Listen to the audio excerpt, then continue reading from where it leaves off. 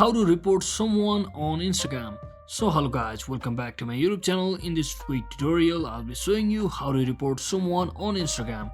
So first thing, just head over to your Instagram application and make sure you are logged into your account, and once you're inside here, just tap on this your profile section, and if it's someone from your followers, so just tap on this followers section, and from over here, so let me just select this person whom I want to block, and once you select that particular person, just click on this three dot icon over here. So since I want to report this problem,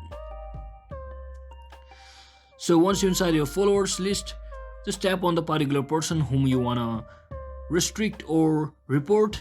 So once you're inside here, just tap on this three dot icon at the top right corner, and just once you click on it, you can see the option called report. So just tap on this report option over here, and from over here you'll get the three different options. So just tap on this one of these like this. So I'll just tap on this, they are pretending to be someone, and just click on me, and I'll just click on done, and Instagram should be updating you about your feedback soon. So that is exactly how you can easily report someone on your Instagram. So I hope this video was helpful guys. If it was, don't forget to like and subscribe to the channel. See you on the next one.